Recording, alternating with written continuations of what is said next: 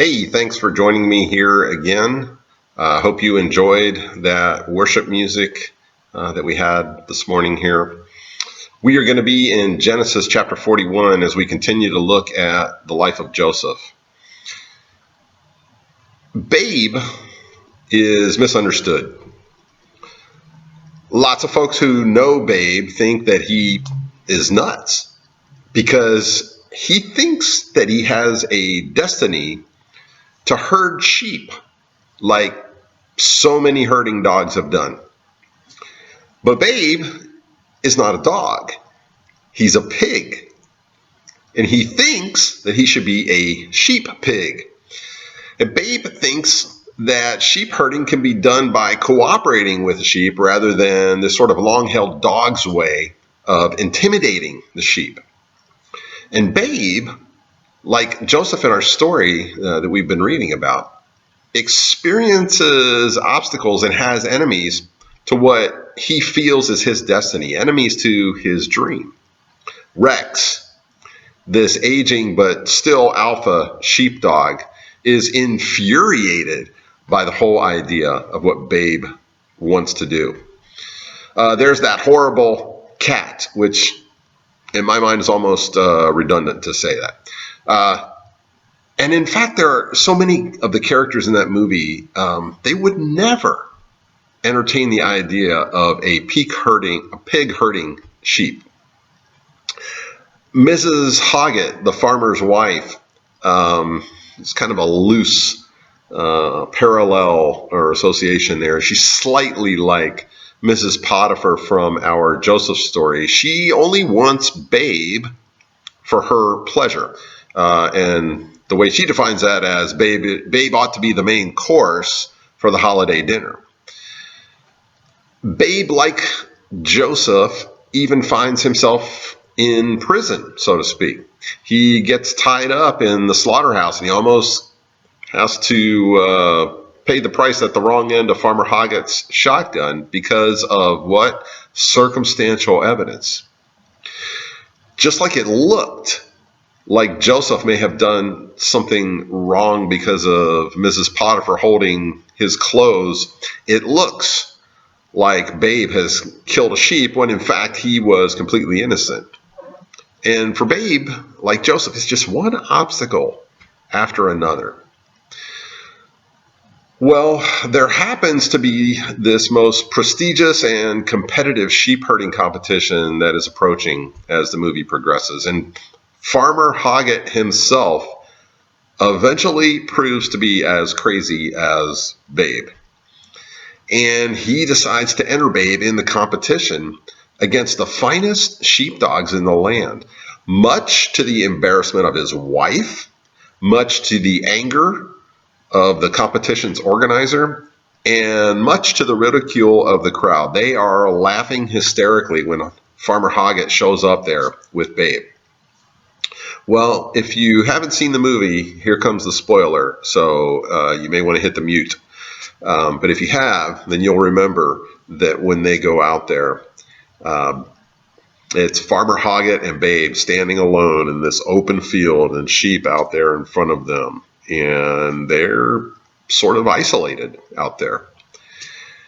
And nobody's close to them. Nobody's supporting them. And they're just mocking them. And Babe runs out to the sheep and uses the secret passwords that sheep have. And suddenly the sheep just do exactly what Babe wants them to do. And Babe gets a perfect score from all the judges. And the crowd's going crazy. And just this beautiful scene at the end of the movie where Farmer Hoggett, the one that Babe just adores, Farmer Hoggett looks down at him and says, "That'll do, pig. That'll do." And I love that scene. And as out of the ordinary and crazy as Babe's dream has seemed, he is finally vindicated. Well, today we're going to begin to see Joseph realizing his dream. He too has had a rather circuitous route towards his, let's call it his coming out party. And just like pigs don't herd sheep, much less win a competition at it, young Hebrew slaves don't become rulers in ancient Egypt. And they don't save multitudes of people from starvation. And young Hebrew slaves don't speak so frankly to Pharaoh. But today, that's going to change. Joseph is going to tell Pharaoh that Pharaoh is not ultimately in charge of his kingdom or the lives of his people. God is. Today, God's dream and dreamer reveal their authority and expertise over the power and wisdom of the empire. But what a route it has been to get there. Who would have come up with a plan like this? And it just reminds me that God is weaving a tapestry out of a lot of tragic events to get Joseph to this very point. See, in his most immediate history, Joseph has been sitting in prison for 2 years, at least. And the story doesn't try to say that anything exciting has happened in all of those years. It has been a grind day after day to be in that prison. But God is weaving. He's molding Joseph, and he is getting ready to weave another thread into the story. Because totally unknown to Joseph at this point, God invades Pharaoh's sleep. And at the beginning of chapter 41, what we see is Pharaoh has 2 dreams that just startle him. And he wakes up after each of them. And in the first dream, what happens is that he dreams of these 7, he's standing by the Nile, and he dreams of these 7 cows that come up out of the Nile. And they are good looking, juicy, sleek, fat cows. But then 7 gaunt and ugly cows come up out of the Nile, and they eat the good cows. And Pharaoh wakes up alarmed. He goes back to sleep, and he has another dream, and he sees this stalk have these 7 beautiful grains, heads of grain that blossom out on there. And then a bad wind comes, and this scrawny, ugly looking grain comes up and takes over the good looking grain. And he wakes up alarmed again, and he's troubled by this. And verse 8 in chapter 41 of Genesis, it says that in the morning his mind was troubled. So what does he do? He sends for all of his magicians and his wise men, and he tells them what his dream was. But the important thing in verse 8 says that no one could interpret them for him. Well, that lack of insight and help troubles Pharaoh even more, and we're going to talk about that here in a little bit. But because of these specific events, the cupbearer, if you remember him, he used to be in prison with Joseph. The cupbearer finally remembers Joseph. And so let's pick up with the story here in verse 9 of chapter 41. It says, then the chief cupbearer said to Pharaoh, "Today I'm reminded of my shortcomings. Pharaoh was once angry with his servants, and he imprisoned me and the chief baker in the house of the captain of the guard. Each of us had a dream the same night, and each dream had a meaning of its own. Now a young Hebrew was there with us, a servant of the captain of the guard, and we told him our dreams, and he interpreted them for us, giving each man the interpretation of his dream. And things turned out exactly as he interpreted them to us. I was restored to my position, and the other man was impaled." He's feeling bad about his forgetfulness. But let's think about this for a second. Remembering Joseph yesterday might have been a little too early. Pharaoh wouldn't possibly have been desperate yet. He hasn't had those dreams. And so again, God is this master weaver in this story. And the tapestry becomes a little clearer. It's starting to take form. How God used Joseph being sold into slavery and brought to Egypt. How God used Joseph getting thrown into prison. How God used Pharaoh throwing his cupbearer into that same prison. How God used the cupbearer's forgetfulness. God really is working this out. So let's pick up in verse 14. So Pharaoh sent for Joseph, and he was quickly brought from the dungeon. When he had shaved and changed his clothes, he came before Pharaoh. And Pharaoh said to Joseph, I had a dream, and no one can interpret it. But I have heard it said of you that when you hear a dream, you can interpret it. I cannot do it, Joseph replied to Pharaoh. But God will give Pharaoh the answer he desires. Then Pharaoh said to Joseph, in my dream, I was standing at the bank of the Nile. And when out of the river there came up 7 cows, fat and sleek, and they grazed among the reeds. After them, 7 other cows came up, scrawny and very ugly and lean. I had never seen such ugly cows in all the land of Egypt. The lean cows ate up the 7 fat cows that came up first. But even after they ate them, no one could tell that they had done so. They looked just as ugly as before. And then I woke up. In my dream, I saw 7 heads of grain, full and good, growing on a single stalk, and after them 7 other heads sprouted, withered and thin and scorched by the east wind. The thin heads of grain swallowed up the 7 good heads. I told this to the magicians, but none of them could explain it to me. So you can see that Pharaoh is increasingly stressed about these dreams. If you go back and look at the beginning of the chapter, he talks about that they were ugly cows. Now they're very ugly cows. And the grain isn't just thin and scorched. Now it's withered, thin, and scorched. There's a reason, I think, that Pharaoh is stressed. The Nile is an expression of the imperial power of fertility. And the failure of the Nile means that the empire doesn't have the power of life. And so an assault on the Nile strikes at the heart of Pharaoh's claim to authority. In Pharaoh's dream, the river of life looks a lot more like a river of death. And famine shows the failure of the empire in the face of death. So the Nile and the famine together exposes the futility of what Egypt has their hope in. And so no wonder Pharaoh is stressed. And so here is Joseph's response to Pharaoh's dream. Pick up in verse 25.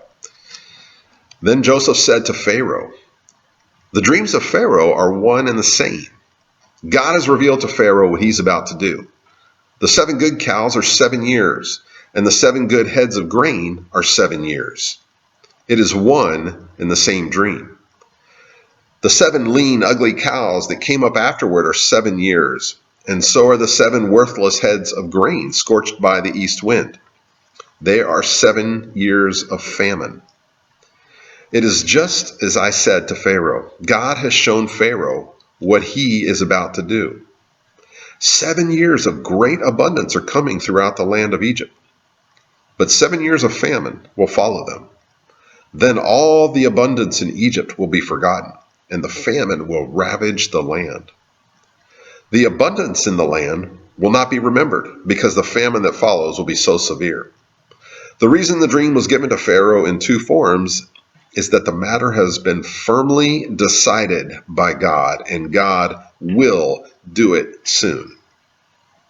And now let Pharaoh look for a discerning and wise man to be and put him in charge of the land of Egypt.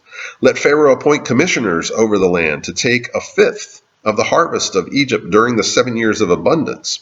They should collect all the food of these good years that are coming and store up the grain under the authority of Pharaoh to be kept in the cities for food. This food should be held in reserve for the country to be used during the 7 years of famine that will come upon Egypt, so that the country may not be ruined by the famine. Joseph says basically to Pharaoh, hey, your worry is not misplaced. And Joseph is not slow to talk about God, is he? Even in the presence of Pharaoh, who was considered to be a god himself, Joseph is saying that the one true God has the answers, and he's showing you what he will do. In reality, the future of Egypt doesn't depend all that much on Pharaoh.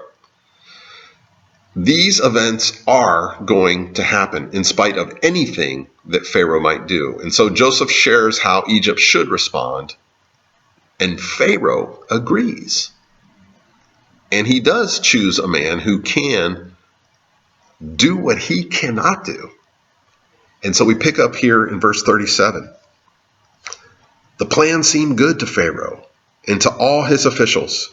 And so Pharaoh asked them, can we find anyone like this man, one in whom is the Spirit of God?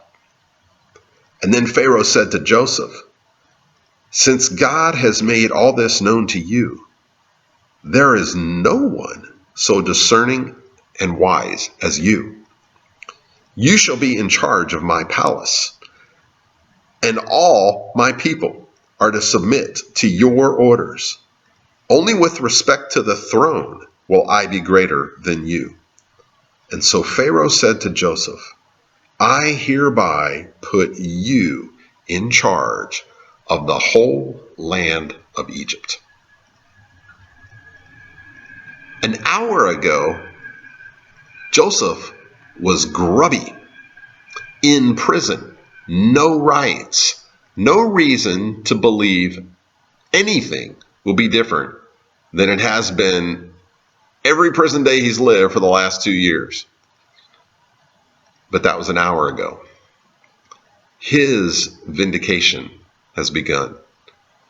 And you kind of get the sense that God is finally publicly honoring Joseph. He's been faithful. And the dream that you had so long ago is kind of coming together. You haven't given in to the dream killers, and you are being raised up for my purposes. Receive your honor, Joseph. That'll do, Joseph. That'll do. And not only does Joseph now run Pharaoh's palace, he is placed over all the land of Egypt. 13 years ago, he went for a ride to Egypt in a slave caravan, and now he rides wherever he wants to with authority over everything save Pharaoh. So think about all those seemingly unrelated threads in the tapestry that got him there.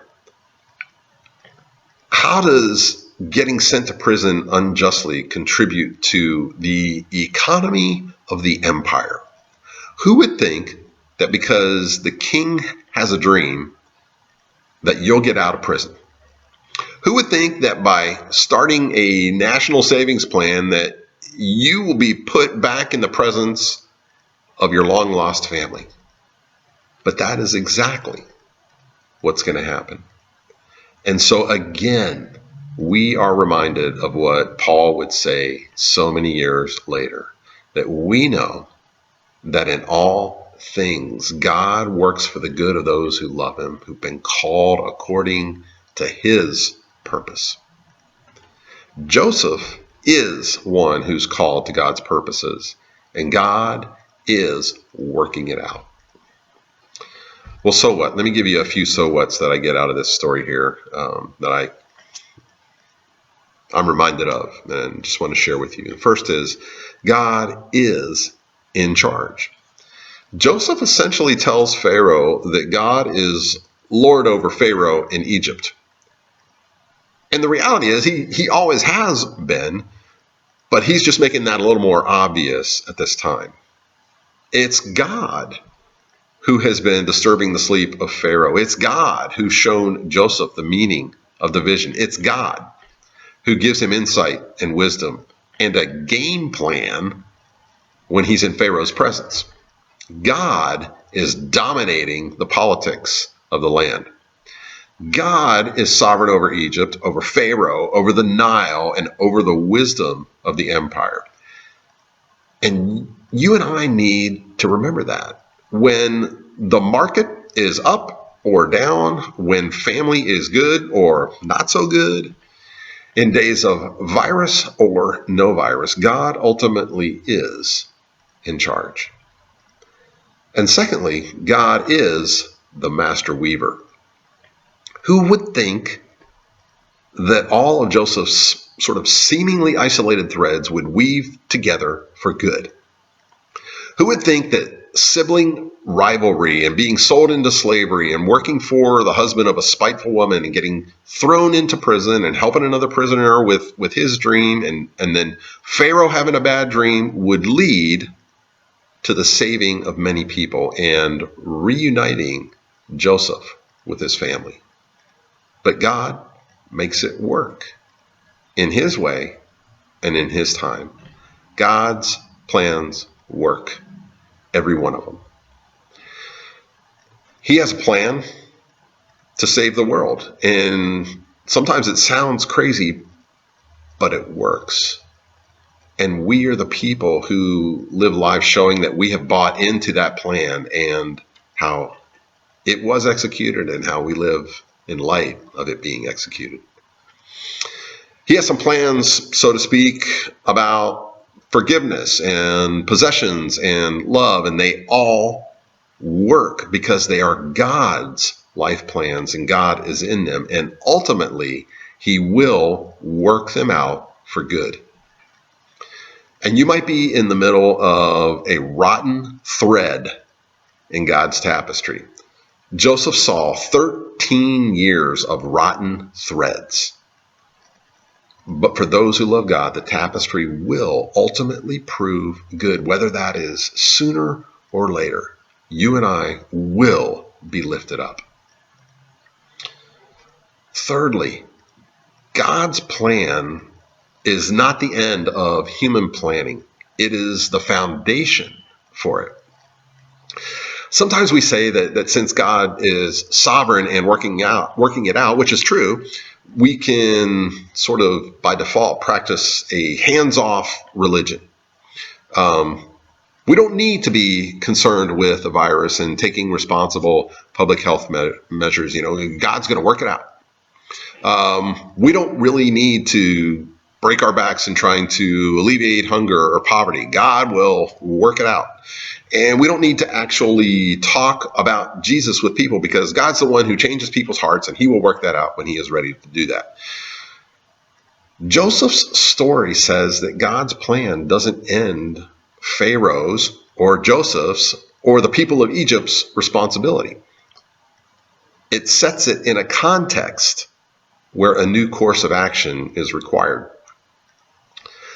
That God's plan is above human plans doesn't mean that there should not be human planning. It means that we need to be responsive to God's plan. God's plan calls for a human counterpart. A lot of people would have starved to death if there had not been the dream. But if there had been only the dream, and even an accompanying interpretation, but no human response, that too would have resulted in many deaths, right? So we are to be the people who respond to God, joining him in his plans. Fourthly, God works during the abundance and during the famine. Whether it is a fat cow or a skinny cow year, God is still weaving his tapestry. God was weaving when Joseph was a slave, and he is weaving now while Joseph has this, newly appointed power. God doesn't take a nap when things are good, and he doesn't throw his hands up in despair when they're bad. And God doesn't need to check the market or the National Health Report to see if he can do any ministry. And neither do you or I.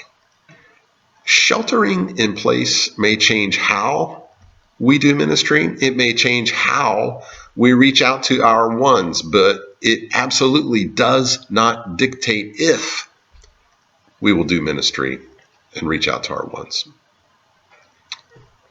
Lastly, remember who brung you to the dance. In the face of such a powerful man, whose nation thought him divine, Joseph speaks of his God. And he tells Pharaoh, I can't do it. I can't help you, but God can.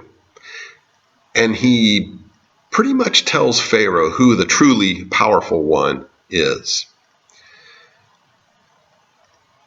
And in much less threatening situations than Joseph's, I wish I was as quick to give honor and glory to God. All that we have is given graciously by him. All of our needs for forgiveness and mercy have been freely offered to us. God is powerful and God is good. And I wish that I were quicker to openly speak about that just the way that Joseph did. Joseph did not forget who brought him to the dance. Thanks for, again, being here with me. We're going to have a song here before we have communion together. And I think it's a song that I could imagine Joseph enjoying either singing along with or being sung to with everything that has been going on with him here in chapter 41. God bless you.